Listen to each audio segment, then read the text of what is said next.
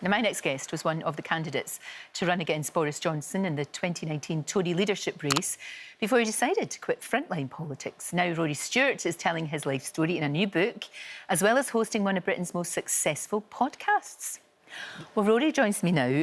This book has got everything in it, including some extraordinary stories like that one. Because you were teaching the young princes, William and Harry, weren't you? And then you get locked in the toilet. I was a 19-year-old tutor. Cool. And suddenly I got a knock on the door, and it was the Prince of Wales, now the King, saying, could you turn the lights out before I get to bed? And I have to say, really sorry, I've locked the door. And I discovered I'd actually locked a bomb-proof terrorist door. Right. So I got so scared that I tried to turn the key in the lock, and I broke it off in the lock. Oh, no. So he said, what am I supposed to do? And I said, it's all right, sir, I'll sleep on the floor in the bathroom.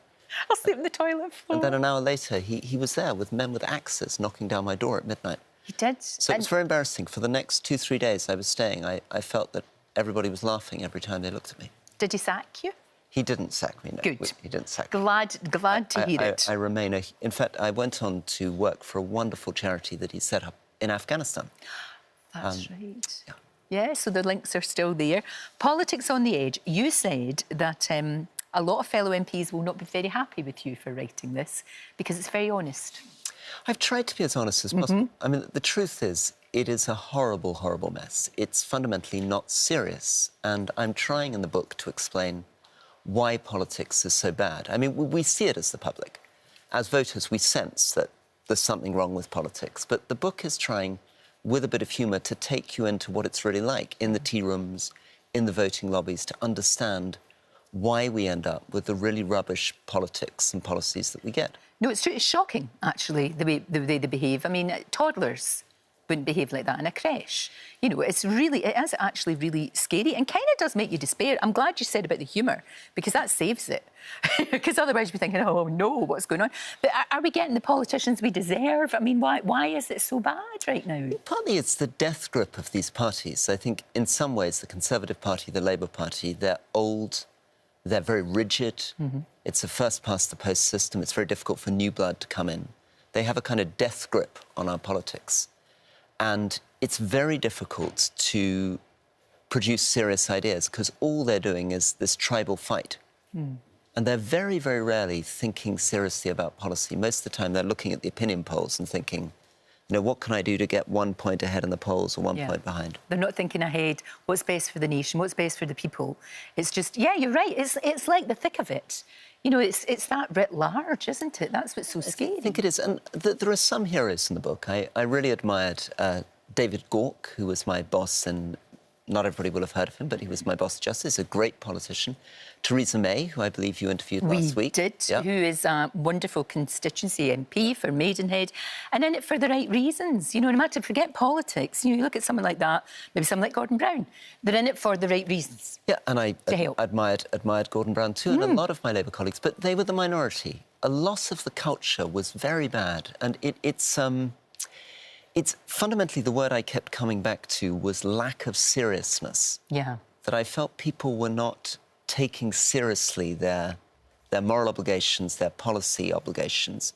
The thing felt like a game. Well, that's very much what you get from the Johnson years, you know, which unfortunately coincided with the massive pandemic, and which is why we were in such a terrible mess.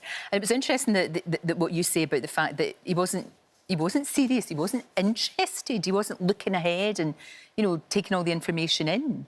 You know, famously, they used to give him briefs like with one paragraph on them because he wouldn't read them. And he's not interested in detail. I remember this. I remember when he blunt instrument. Yeah, when he was Foreign Secretary, I went in to see him and he said to me, Rory, I want you to sort out Libya. Libya is a bite-sized British problem. So then I tried to talk a little bit about how much it would cost, where the ambassadors are. And, of course, he lost interest. You could see him floating about. You could actually see he's thinking about something else, moving on to another thing. One thing that I found quite extraordinary, and we still look back at how Liz Truss got to be Prime Minister with sort of bafflement, was when you told her, she asked you to do something and you told her, and you'd mentioned the fact that very sadly, your dad had died. And her reaction was, it's not like a person.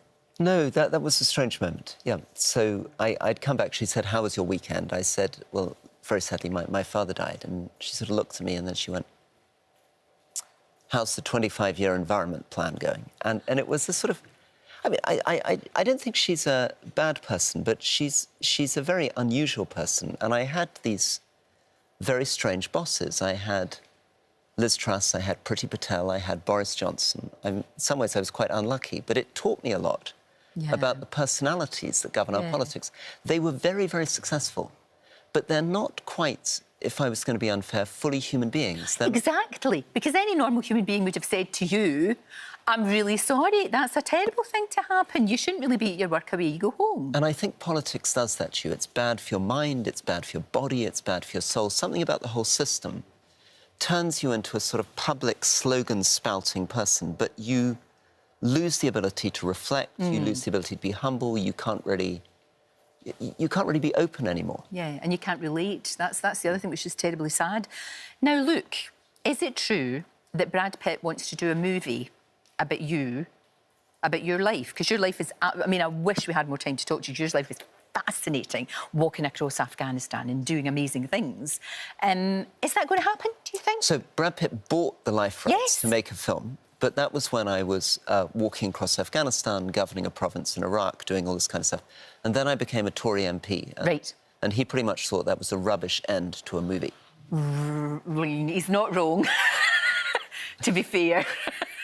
He's not really. But it might happen again now that you are. You definitely would have liked it more when it was the Afghan walking, I think. I think that would have been better. But now, podcast king, you know, you and Alistair are doing this amazing podcast. It's doing really well. That could be a more upbeat ending. Yes, that could be more jolly. So maybe we can get it, you know... Get it going again? We're going to be talking very shortly about the writer's strike. We're hoping that it's going to be over, so things could happen.